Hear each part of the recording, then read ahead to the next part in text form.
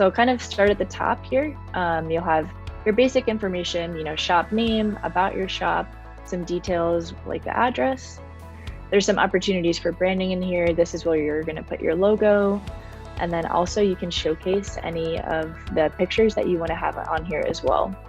One of the important features on here is going to be the categories. So you'll be able to kind of go in here and take a look at the categories that we offer and make sure that you're into a category that you think represents your business well.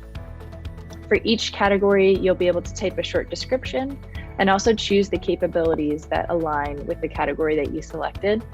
To kind of show a little example here, if I go in and I'll just select the first category that's listed, you can type into the description like I said earlier, and then we've pre-populated the capabilities that align with that category to make it a little bit easier. So you'll just go through and select the ones that apply. You want to make sure that you use really clear and concise messaging when you're talking about your shop or any descriptions, just so it's easy to understand, as well as having any photos, because photos are always just a good visual aid for people to understand what you do and what it looks like.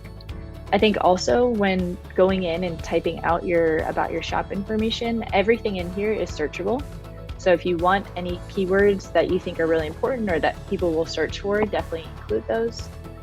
And then I think lastly, we've talked a little bit about categories. So I think in terms of categories, if you're not seeing something that you think is a good fit or would better align with your business, just reach out to us and we can talk about getting it added. If it's not going to be in the near future, we'll just make sure we can get it on our roadmap.